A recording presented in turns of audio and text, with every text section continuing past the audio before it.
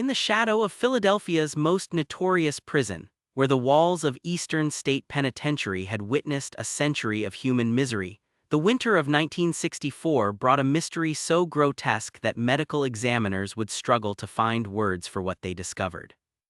The Callahan family, once prosperous stonemasons who had built half the monuments in Laurel Hill Cemetery, were found in their Fairmount home in a condition that defied every principle of medical science and human biology. Their skin had turned to stone, not metaphorically, not symbolically, but literally transformed into a gray, granite-like substance that cracked and flaked at the slightest touch. 3 generations of the family, from 82-year-old patriarch Thomas Callahan to his 6-year-old great-granddaughter Mary, all exhibited the same impossible condition. Their bodies had become living statues, frozen in their final moments of terror, eyes wide with an expression of horror that would haunt investigators for decades. The coroner's report, sealed by order of the Philadelphia Police Department and the Pennsylvania State Health Commission, described symptoms that had never been documented in medical literature. The family's blood had crystallized in their veins. Their internal organs had hardened into mineral formations. Most disturbing of all, they appeared to have been conscious during the transformation, their faces locked in silent screams that would echo through the nightmares of everyone who witnessed the scene. What authorities discovered in the basement of the Callahan home would challenge everything they thought they knew about life, death, and the mysterious forces that sometimes blur the line between them. Evidence of experiments that span 3 generations, dating back to the construction of Eastern State Penitentiary itself. Research that had consumed the family's fortune, their sanity, and ultimately their humanity. But the Callahan family's fate was not an accident. It was the inevitable conclusion of a bargain made in desperation, a deal struck with forces that demanded payment in the most horrific currency imaginable. The truth about their petrification would remain buried for decades, hidden in archives that officials deemed too dangerous for public consumption. Until now.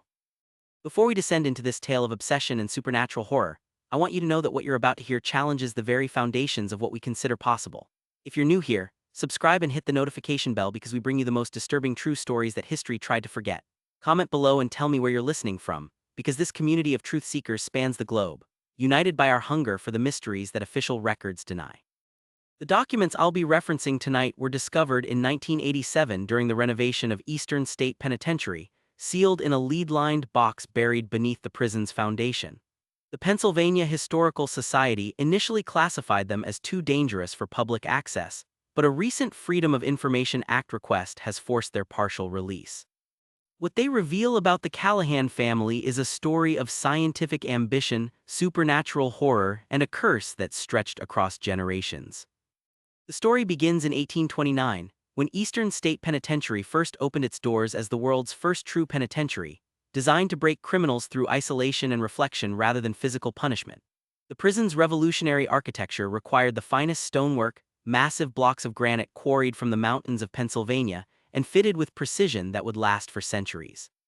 Thomas Callahan's great-grandfather, Seamus Callahan, had immigrated from County Cork in 1822, carrying with him skills in stonework that had been passed down through generations of Irish craftsmen. But Seamus brought more than just expertise in cutting and shaping stone. He carried knowledge of older traditions, ancient Celtic practices that treated stone not as mere building material, but as a living substance capable of holding memories, emotions, and even souls. The Callahan family workshop occupied a 3-story building on Fairmount Avenue just 6 blocks from the prison. The ground floor housed their tools and equipment, massive steam-powered saws for cutting granite, pneumatic chisels for detailed carving, and furnaces hot enough to shape the hardest stone. The second floor served as their design studio and business office. But it was the basement that held their true work, experiments that blended traditional stonecraft with practices that had no place in the modern world. Seamus had been hired not just to cut stone for Eastern State Penitentiary, but to solve a specific problem that plagued the prison's construction. The granite blocks, despite their massive size and perfect fitting, seemed to absorb something from their environment. Guards reported that certain sections of the prison felt different, colder, and more oppressive than others.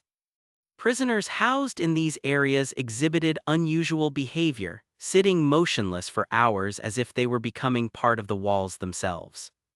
The prison's architect, John Haviland, was a practical man who dismissed such concerns as superstition, but the warden, Samuel Wood, had seen enough strange behavior to take the reports seriously. He hired Seamus Callahan not just for his stonework, but for his knowledge of older traditions that might explain what was happening within the prison's walls. What Seamus discovered in those early months of 1829 would consume his family for the next 135 years. The granite used in Eastern State Penitentiary was not ordinary stone. Quarried from deposits near an ancient Native American burial ground, it had absorbed something from the earth that gave it unusual properties. The stone didn't just contain minerals and crystalline structures. It contained echoes of human consciousness, fragments of thoughts and emotions that had been trapped within its matrix for centuries. Seamus realized that skilled craftsmen could manipulate these properties, using techniques passed down from Celtic druids who had understood the living nature of stone long before modern science reduced everything to chemistry and physics. With the right knowledge, the right tools, and the right rituals, a mason could not just shape stone but communicate with it, draw upon its ancient memories, and even transfer human consciousness into its crystalline structure. The experiments began as scientific curiosity but quickly became obsession. Seamus started with small tests, pressing his palm against freshly cut granite and concentrating on transferring his thoughts into the stone.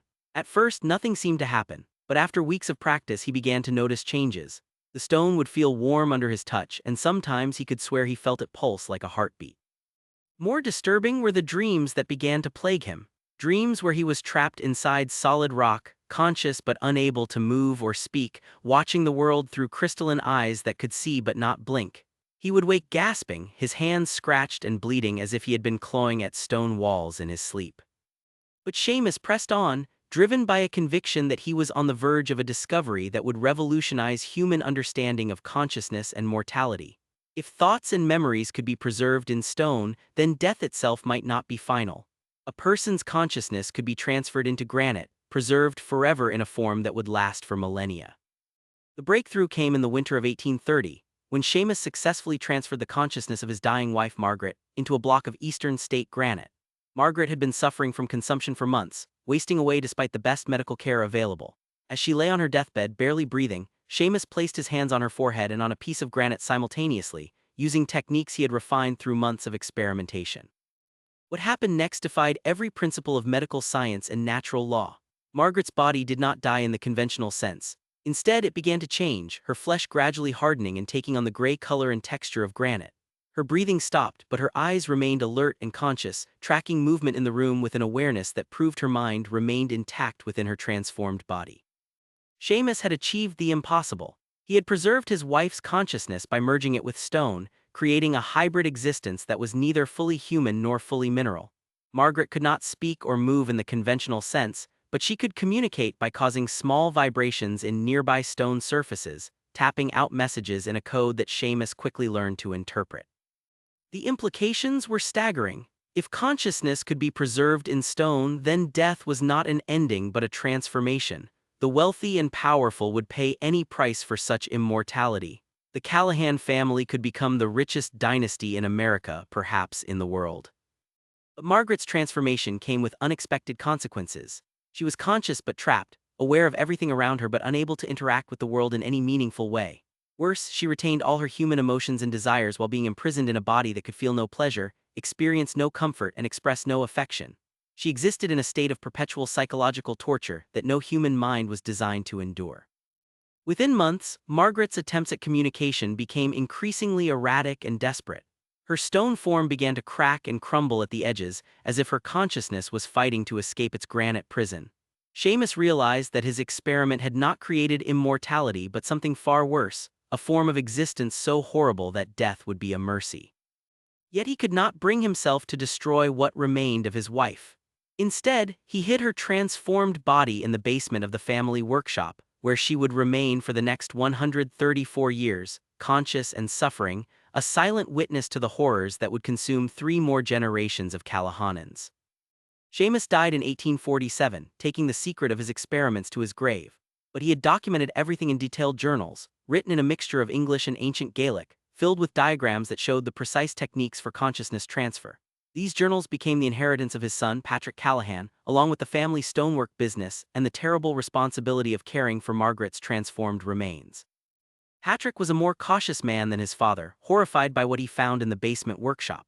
For nearly a decade, he avoided the journals entirely, focusing on conventional stonework and trying to forget the impossible thing that lived in the darkness below his feet.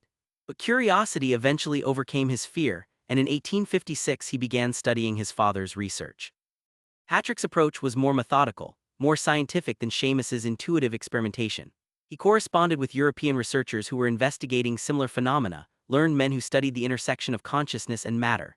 He discovered that the Callahan family was not alone in their research. There were others, scattered across the world, who had stumbled upon similar techniques and were pursuing their own experiments in consciousness preservation. But Patrick also understood the horror of what his father had created.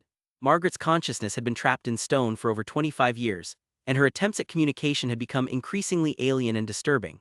The tapping patterns she created no longer resembled human language, but something else entirely: mathematical sequences that seemed to describe geometric forms that human minds could not comprehend.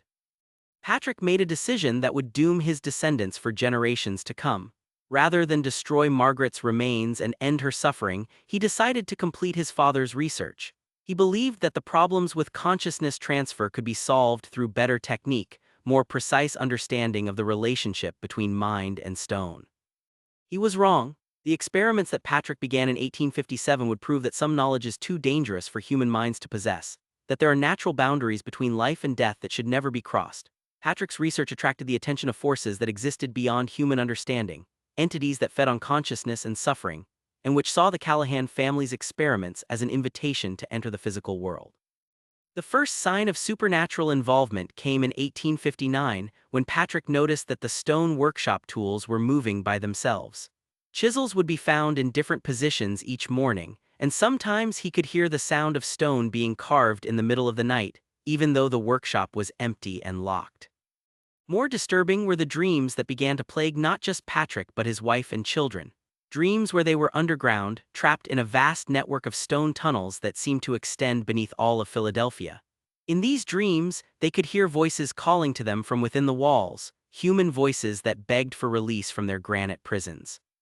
Patrick realized that his experiments had opened a doorway to something beyond human experience, but he was too deep in his research to stop. The family business was failing, their reputation suffering as customers began to complain about monuments that seemed to move on their own and gravestones that whispered in the night.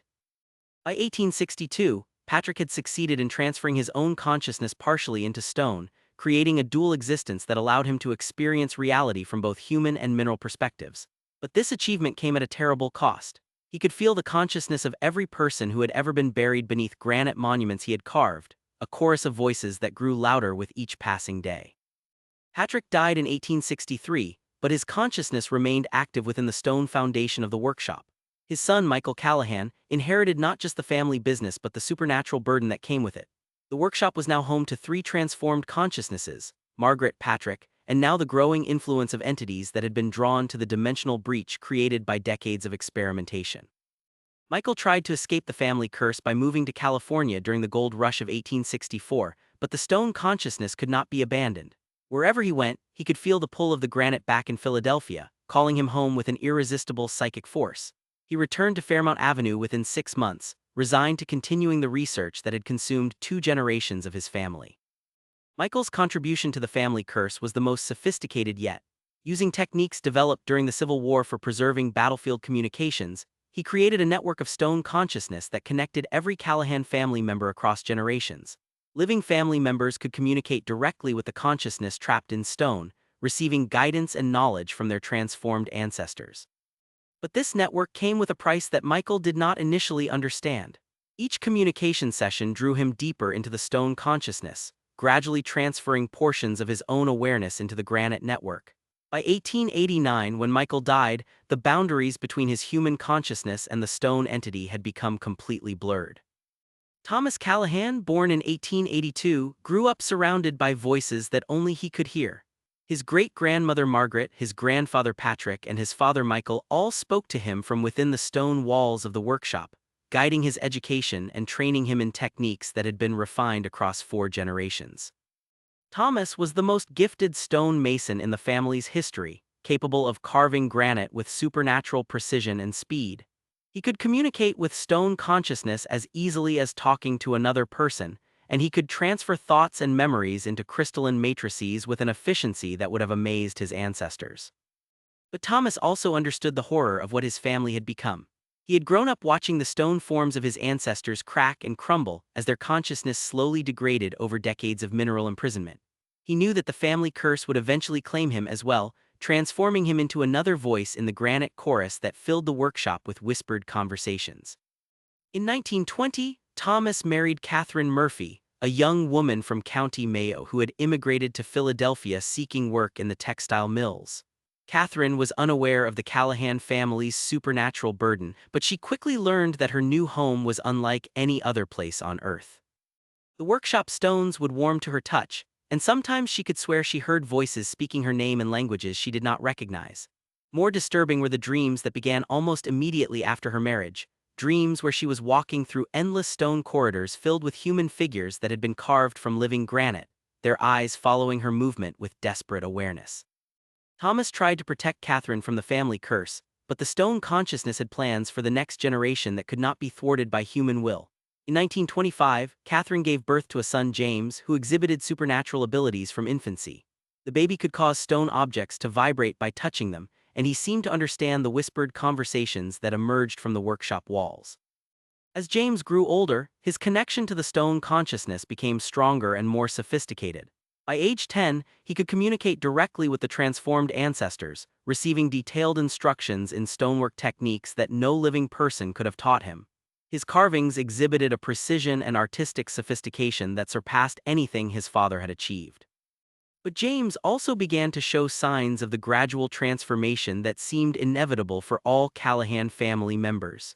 His skin took on a slightly gray tinge, and sometimes he would sit motionless for hours at a time, as if his consciousness was temporarily absent from his physical body.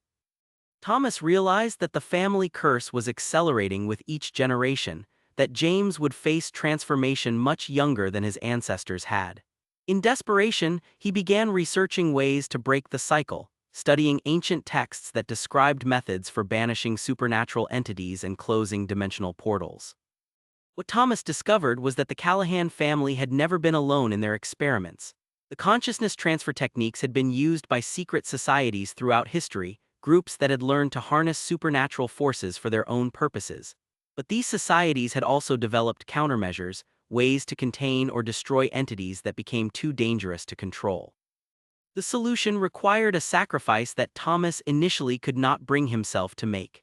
To break the family curse, he would have to destroy all the stone forms that contained the consciousness of his ancestors, essentially murdering 4 generations of Callahan family members who still existed within the granite network. Thomas spent years wrestling with this terrible decision, while watching his son James gradually succumb to the same transformation that had claimed every Callahan for over a century. By 1950, James's transformation was accelerating rapidly, his skin hardening and taking on the texture of polished granite. In 1952, James married Maria Santos, a young woman whose family had immigrated from Portugal. Like Catherine before her, Maria was unaware of the supernatural burden she was accepting by joining the Callahan family. But unlike her mother-in-law, Maria possessed a natural resistance to the stone consciousness that allowed her to maintain her human identity even while living surrounded by supernatural forces. Maria gave birth to Robert Callahan in 1954, and it quickly became apparent that this newest generation of the family carried the curse in its most concentrated form yet. Robert could transform small objects into stones simply by concentrating on them, and by age 5, he was communicating fluently with the ancestor consciousness trapped in the workshop walls. Thomas realized that time was running out for the family. Each generation was more deeply affected by the curse, and Robert's children would likely be born already partially transformed. The decision he had been avoiding for decades could no longer be postponed. In the summer of 1963, Thomas finally gathered the courage to attempt the ritual that would break the family curse. Using techniques he had discovered in medieval texts, he prepared to destroy the stone forms that contained 4 generations of Callahan consciousness, knowing that this act would be equivalent to murdering his own family. But the entities that had been feeding on the Callahan family's supernatural experiments had no intention of allowing their source of nourishment to be destroyed. On the night Thomas attempted the banishment ritual, the workshop was invaded by forces that existed beyond human understanding, creatures of living stone that had been drawn from dimensional spaces where matter and consciousness existed in forms that human minds could not comprehend. The battle that took place in the basement of the Callahan workshop on August 15, 1963, lasted for 6 hours and resulted in damage that required the family to completely rebuild their foundation. Thomas succeeded in banishing several of the entities, but the effort cost him his human form. By dawn, his consciousness had been completely absorbed into the stone network, leaving his physical body as an empty shell. The partial success of Thomas's ritual had unexpected consequences. The supernatural forces that had been contained within the workshop for over a century were suddenly released, spreading throughout the Fairmount neighborhood and affecting everyone who came into contact with Callahan's stonework. Within weeks, residents began reporting strange dreams, moving shadows, and voices that seemed to emerge from the walls of their homes. Robert Callahan, now just 9 years old, found himself the sole guardian of a supernatural legacy that had grown beyond any human ability to control. The Stone Consciousness Network had become self-sustaining, no longer requiring human maintenance or guidance. The transformed ancestors could communicate independently, make decisions collectively, and influence the physical world in ways that previous generations had never imagined possible. But the greatest horror was yet to come. In October 1963, Maria Callahan gave birth to twins Michael and Mary, who exhibited supernatural abilities from the moment of their birth. The babies could cause stone objects to levitate, and their cries had the unique property of resonating through granite structures throughout Philadelphia, creating a sound that could be heard miles away, but only by people who carried Callahan blood. By December 1963, it became clear that the family was approaching a supernatural crisis that would determine the fate of everyone who carried the Callahan name. The stone consciousness had been building toward something for over a century, preparing for a moment when the boundary between human and mineral consciousness would be permanently dissolved. The final transformation began on the morning of January 15, 1964.